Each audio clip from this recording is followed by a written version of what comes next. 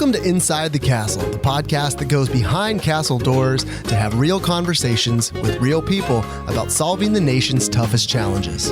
I'm your host today, Aaron Schlein from the U.S. Army Corps of Engineers, Sacramento District. Today's episode of Inside the Castle is part of a series focused on career development within the Army Corps of Engineers. The goal for this series is simple: to share proven skills and strategies to help our USACE teammates move their careers and the nation forward. So it's often our leaders and our seasoned experts who we turn to for advice and guiding words of wisdom to help us navigate our careers. But now more than ever, I believe it's essential that we take the time to listen to employees in the earlier stages of their careers, to recognize their insights and to understand their concerns, their goals, and their perceptions of how they can contribute to the Corps' mission today and into the future. In today's episode, we'll be hearing from one of those early career employees. You're going to hear my interview with Lindsay Floyd, a planner out of Sacramento District who's been with the Corps for about 2.5 years. Lindsay spoke about her experience of being recruited as a new graduate, about the overwhelm of the onboarding process, and the ups and downs of finding training that matters most when you're just starting out.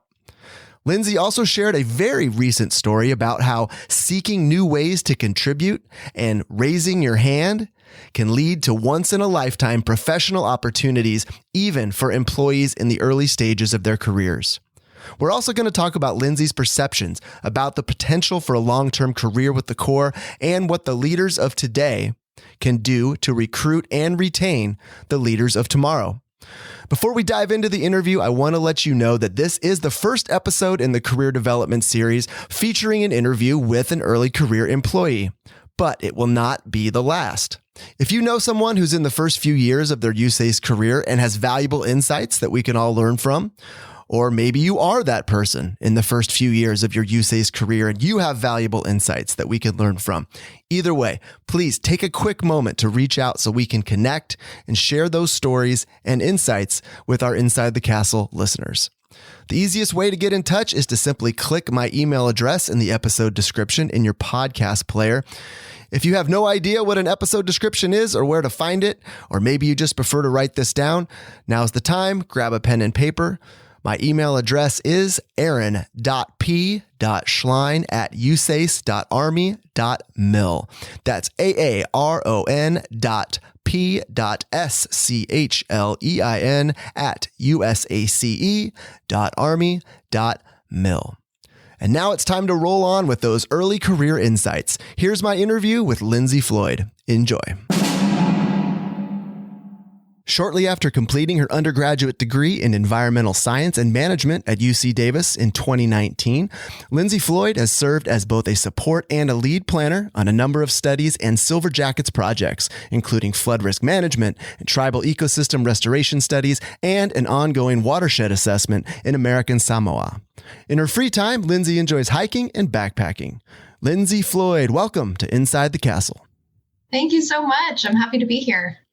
Lindsay, you recently had what I believe to be an extraordinary opportunity to travel for your job across thousands of miles, across most of the Pacific Ocean, dozens of time zones, and even the international dateline. First, tell us the places that you went, and then I want to back up and talk about how you got to be involved in such a unique trip. Yeah, it was a really great opportunity. So I work in the Sacramento District, and from there I traveled to Honolulu as kind of a home base before taking a military flight to American Samoa. And then to get home, we had to go through Guam and then back to Honolulu and then finally back in Sacramento. So traveled to Hawaii and American Samoa and Guam. It's a whirlwind trip. So taking us back a little bit to the beginning, how did this trip come to be? What was the purpose of the trip and how did you get involved? There's the Tafuna flood risk management study that's going on out of POH. Army jargon alert.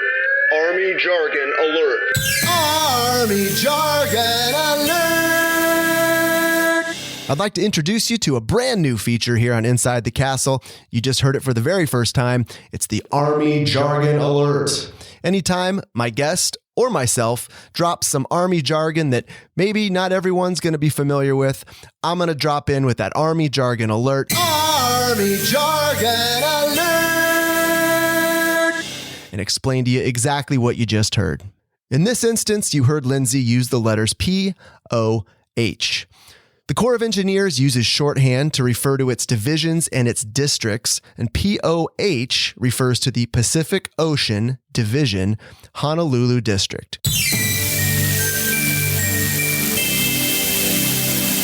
There's the Tafuna flood risk management study that's going on out of POH, looking at flood risk management in the Tafuna Plain, which is part of American Samoa.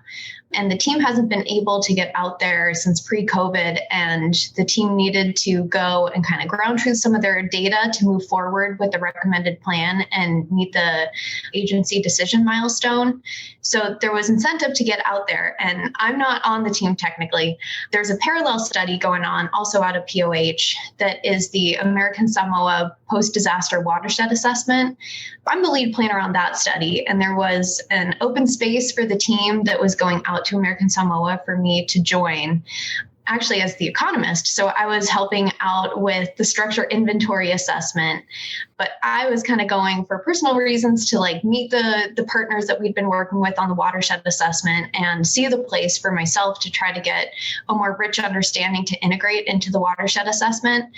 But I was there doing the structure inventory assessment for the econ team. So if I'm hearing this right, you raised your hand essentially to do something that's outside of your normal purview of your job, a structure inventory for the economic side of the analysis. Is that right? Yeah. I am not an economist by trade. I've touched on the economist work just as a planner, and we kind of have a pulse on all the different pieces that go into the team, but I hadn't worked on anything like that before. Well, that's a recurring theme here on Inside the Castle is the cool things that can happen in your career when you raise your hand to do things, even things that may be uncomfortable or completely outside of your job description. Cool things can happen. And I think this is a great example of that. So how did it go? So you're on the ground, you're doing an economist's work, and you're not an economist. You're thousands of miles from home. How did it go? It was awesome. It was a really good experience. And we've heard from the team that we got all the data that we needed. It was a really pivotal moment for the team. So in that respect, just like purely professional, it was a successful mission. We got everything that we set out to do. But personally, it was a really great trip, and we made really strong connections with some of the representatives. In addition to the work stuff that we were doing, it also was a very fulfilling trip getting to build connections with some of the village chiefs. And we had dinners with these chiefs. And in our free time, we like to drive around the island. So we spent an afternoon going to the National Park of American Samoa. We spent other afternoons going to beaches and snorkeling. So it was a really great trip, both professionally and personally.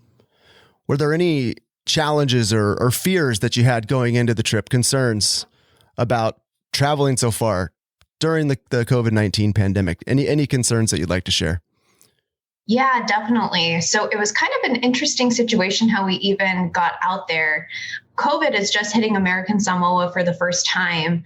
So there was kind of a COVID relief mission going out there. And we hopped on that plane to try to, get out there because there's no commercial flights currently going to or from American Samoa. And actually the day we left, they closed all air and sea travel to and from American Samoa. So we really got out in time. But there was that fear like, okay, is this a good idea with the pandemic? But we took a lot of precautions and practiced social distancing, wore N95 masks whenever we were indoors with people. So I felt really safe from that perspective. But there was kind of an underlying travel fear because we're relying on military planes to get us to and from. And there's always a little bit of flexibility with those schedules. And we didn't have a solid return date planned. So it was a little unnerving, like, okay, when are we going to get home? But we had a really great team working out of Honolulu District that was very reassuring, saying, okay, we have a plane coming. There might be like plus or minus a day of when it actually arrives, but we will get you home. There were moments where we were like, what is happening? We had to go through 3 days of quarantine and we weren't getting a lot of information on the ground of what was happening. And at one point they took our passports and it turned out they just took them to go get them stamped at customs. But there wasn't a lot of communication. So we definitely had our moments as a team where, we were all scratching our heads and feeling a little nervous. But everyone that went on that trip were totally professional. They were great to work with. No big hiccups along the way from anyone.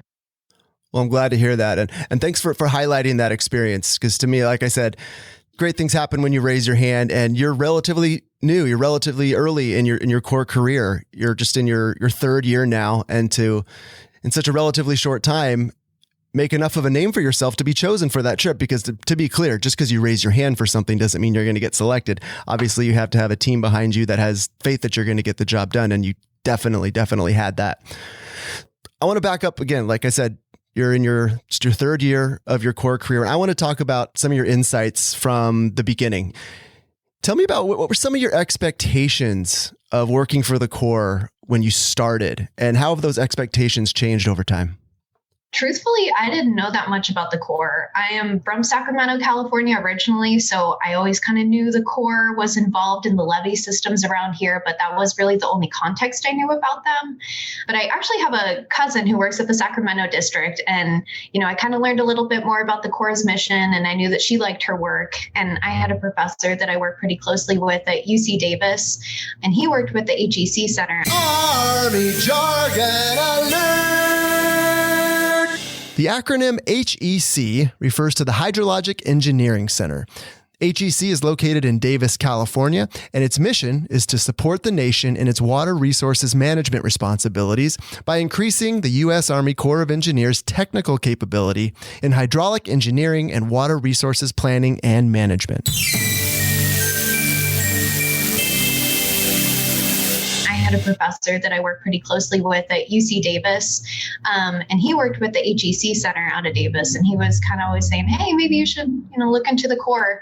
So then fast forward, I'm at a career fair at UC Davis, and I met Sarah Ross Arizet, who's the section planning chief with the Sacramento District. And she was a really great advocate for me. And she later reached out and encouraged me to apply and help me get a foot in the door to get an interview.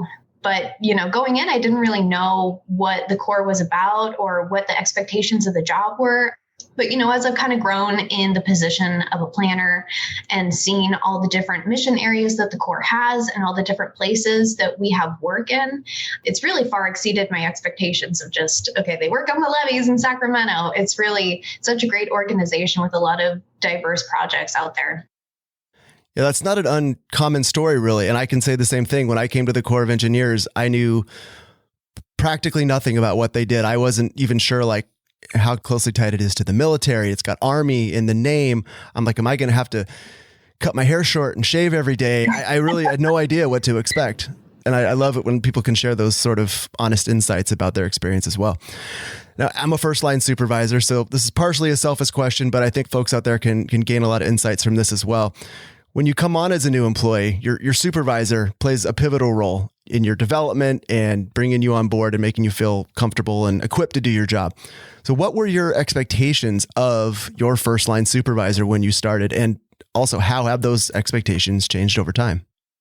So this is my first professional job. I worked in college and a little bit in high school, but, I didn't know what to expect from a supervisor in a more typical 9-to-5 job. I thought it would be, someone that's making sure you're on task and showing up to work and making sure you're meeting deadlines. But over time, that expectation has really been far exceeded. And I didn't realize what a close relationship you would have with your supervisor. And I feel like I've been really lucky since starting with the Corps that I've had really exceptional supervisors. My first supervisor, Rhiannon Kucharski, who's now with POH, she hired me right out of college and was very patient and receptive to answering all the questions I had as I kind of navigated starting my first job and entering the federal system. At times it felt like the fire hose was just open and you're being blasted with information, but having a supportive supervisor really made that transition easier.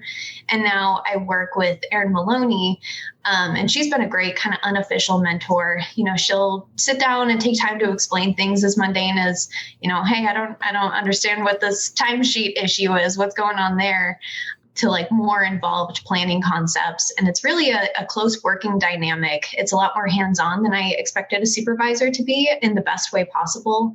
If there's a deadline that needs to be met and you need extra support, Erin and the other supervisors are more than willing to jump in and help and take some of that stress off your plate. So definitely the expectations have been far exceeded over time, from just kind of someone managing and watching and making sure you're on task to someone that I talk to pretty regularly. So drawing from those experiences, what advice would you have for a first line supervisor onboarding a recent grad or someone who's very early in their professional career? What advice would you have for people like me? Yeah, so it is a lot of information all at once. And I felt like for months I was just kind of stumbling around and like trying to figure out my way. And, there's not really one repository where all this information is kept. Like, how do you do a timesheet? How do you request leave? And I kind of gave that feedback. And we recently onboarded a couple new folks, and we kind of had a buddy system. So I was helping onboard one person and kind of being their support system where they could call me or email or message over Teams, and just having someone that you can ask any question to, as mundane as you need it to be, because I think supervisors are juggling a lot and they have a lot of staff to look after in addition to projects, and they're not always readily available to answer your every question. And personally, I felt a little intimidated reaching out to my supervisor, not because they made themselves inaccessible, but, just kind of, I didn't want to bother them. So having someone staff level that's like more of a peer rather than a supervisor helping to onboard has been a really great experience. And I had that unofficially when I first started, and that helped me tremendously. So I think implementing this moving forward, like having somebody that a new staff member can turn to is very beneficial. So piecing together your timeline for someone who may be listening to this years and years in the future as Inside the Castle will continue to live on. We're sitting here in March of 2022. As we said, Lindsay, you're in your third year of your core career. So doing a little quick math there, we know that you spent the bulk of your career under maximum telework during the COVID-19 pandemic, and you only spent a very short time at the very, very beginning actually in office with people. So how is that virtual experience affected things like mentorship, being mentored, and being brought up to speed on expectations and new projects and new opportunities? Yeah, so I was only ever in the office for 6 months or so. So it was pretty short, but I had a good relationship with a lot of my teams moving into this full work from home mode. So the transition wasn't too bad, and maybe it was a little bit easier because I didn't have this office culture ingrained in me. It's still fairly new going to the office every single day. So moving completely virtual, while the world felt really chaotic, maybe that wasn't the hardest transition for me personally. I feel like a lot of my teammates are really great at responding over Teams. And previously we had Skype, and it was really helpful to be able to message just really quickly or call somebody and have those conversations. But definitely starting new teams like the watershed assessment one that I'm on, everybody's completely virtual. I think there's a handful of people out of the Sacramento District, but really we have people on the East Coast. We have people in Honolulu District. We have people in San Francisco. We had a teammate in Alaska. So really it was a virtual team to begin with, and having that experience doing fully remote work really helped be able to integrate and establish these teams that, moving forward, this might be what it looks like, having everyone from different places. Any lessons learned from that experience as far as the team building goes? Can you just dig in a little deeper to how that team developed and grew to work together? Yeah, I think it's really important to establish personal relationships, getting to know each other on like a person-to-person basis, and not just, let's get this mission done. We're just teammates. I like to take a few minutes when I have one-on-one calls with people and try to relate to them and hear what's going on in their personal lives, and connect on them on like a deeper level so that every interaction isn't just transactional. And I think that's really important for establishing teams, is having some sort of baseline understanding of each other and development of a little bit of a friendship or some sort of relationship. It just makes it so much easier in this virtual environment. For the teams that I was already on when we transitioned to telework was mostly with Sacramento folks that I'd had a rapport with, and we had relationships from being in the office. So trying to carry over that same sentiment of, I sat 2 feet away from you at one point, but how do you do that when it's somebody you've never met that lives in a different part of the country? And I really think just taking a minute to get to know them on a more personal level will go a long ways. I want to shift the conversation a little bit to some of the formal processes that we have in the Corps for training people, bringing them up to speed.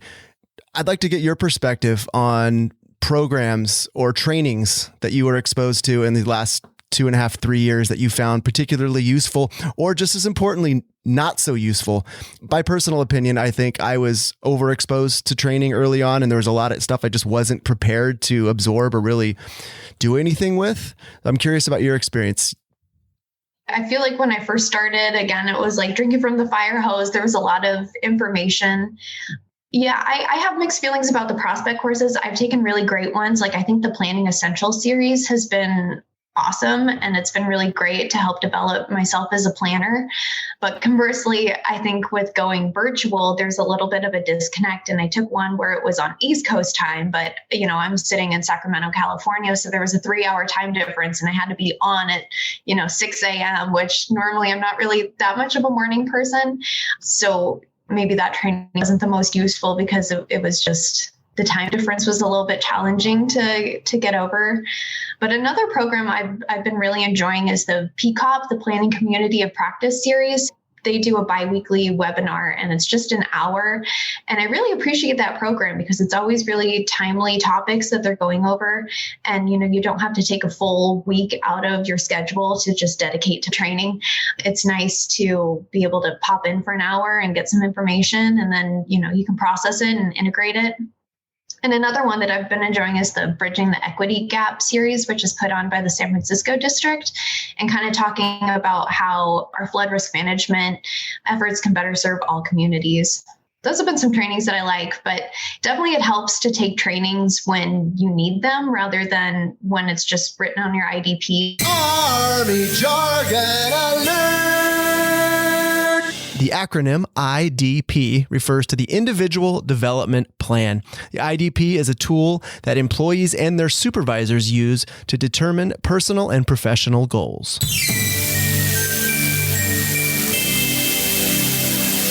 Definitely it helps to take trainings when you need them rather than when it's just written on your IDP. I didn't know that much about environmental compliance, and that would have been really useful to have that training on one of my projects to be able to be the planner and say, okay, we need this piece at this time, but I didn't even know what pieces we needed. So getting that training when it's more timely rather than years before or years after the fact so that you can take it and run with it in that moment. So how would you describe your level of empowerment, if you will, as far as being your own advocate for which trainings you want to take, as opposed to just having them prescribed for you? I think we have a lot of autonomy in that realm, at least in planning in Sacramento District. We have a lot of freedom to put what we want on our IDPs, and we might not get it every year, but our management chain is definitely receptive to what our interests are and what kind of trainings we want to take, as well as, pushing the ones that are very planner centric, that have a clear relationship to our career path. But there's definitely room for a little bit outside of the box trainings.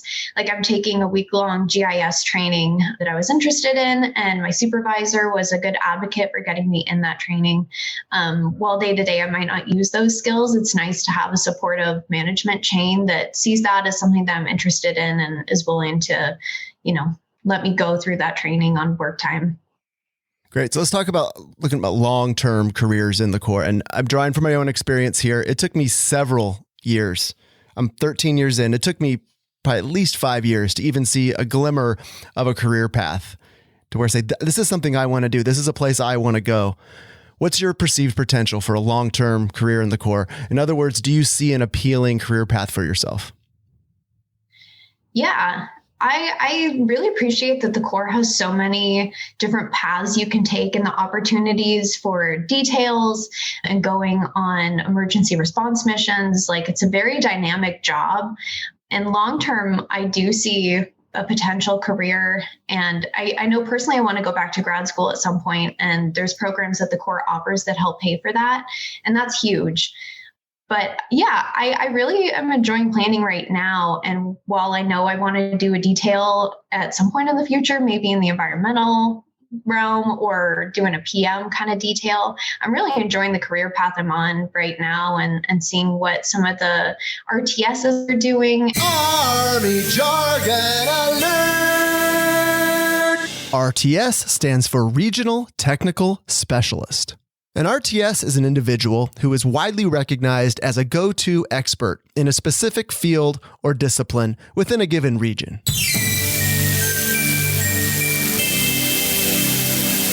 I'm really enjoying the career path I'm on right now and seeing what some of the RTSs are doing and the kind of work that they get involved in is definitely exciting. I'm a section chief. I'm a supervisory economist is my official job title. Yet here I am interviewing you for a podcast, something completely out of the realm of what I do for a living. So do you, Lindsay, have a skill or a talent that you would like to have the opportunity to use in your career, but isn't currently in your job description? When I left college, I was getting really into coding in R and using GIS skills, and I don't do any of that in my day-to-day life, and it's definitely kind of a use or lose type of skill. So I would love to have the opportunity to kind of pick those back up and figure out a way to use those. And I know Jesse Morrowinter is a visionary. And when I first started, he was with the Sacramento District and trying to find ways to start integrating those kinds of tools into our day-to-day, like data management and visualization and making graphics, things like that. So I think that would be a really cool opportunity. Let's see, you have coding aspirations. You have now some experience doing economic structure inventory. I may try to pilfer you into my section, Lindsay. In wrapping up here, I'm going to put you on the spot a little bit and asking you to speak for your generation a little bit. What do you think are some ways that the Corps can improve in recruiting and retaining early career employees? I think getting a workforce that looks a little bit more representative of the big US is a great starting point and making it a place that people want to come work for. But I will say I probably have one of the best work-life balances out of a lot of my peers that are in similar points in their career. And a lot of that is our management seeing us as, people first before staff and being flexible with getting time off and, taking mental health days if we need it. So that's huge. But I will say it's a little bit slow onboarding with the Corps. Just anecdotally, I had a friend that recently applied to the Corps. And in the time it took her to hear back that she was accepted for an interview, she'd already interviewed and been offered a job and accepted a job with a different company. So just keeping up with the fast-paced nature, I think would be huge to recruit and maintain new talent. Because, it just moves a little bit slowly, but I understand that we have more red tape than some of the private industries do. This is going back again 13 years, but I have my own onboarding story that I laugh about today, but at the time was incredibly frustrating because I was a new college grad. And like I said earlier in the interview, I was going to work for the Army. I didn't know if I was going to have to cut my hair short, high and tight, and shave every day. So the day after right after my initial interview, I said, I'm not going to shave until I have to start this job. They had offered me the job the very next day, or they told me I was going to get a tentative offer. And I said, I might have to start shaving every day, which is something I'd never done in my life. So I'm just going to not shave until I start my job. 7.5 months later was my first day. And the beard I had going by the time I actually got to start was pretty remarkable. And it was just this physical manifestation of all the red tape and all the time I spent waiting to finally start my job. And it turned out after all that, civilians don't have to shave every day. You don't have to wear your hair high and tight. All right, Lindsay. Well, I'm going to let you go here in a minute. Is there anything else you'd like to share? Any final bits of wisdom for either your fellow early career employees or the supervisors and leaders who employ you? No final parting words, but I'm really appreciative of the opportunity to talk to you today and be on the podcast. It's been my pleasure. I really appreciate you being so honest and candid with your insights. And hopefully folks at all levels of their career can learn from our conversation today. Really appreciate you taking the time. Lindsay Floyd, thanks so much for being with us today on Inside the Castle. Thank you. Thanks for tuning in to Inside the Castle. To provide your feedback or to let us know what you want to hear about next, email us at cw.infrastructure.team@usace.army.mil. This is Aaron Schlein, and I'm signing off. Until next time, be safe, be innovative, and be revolutionary.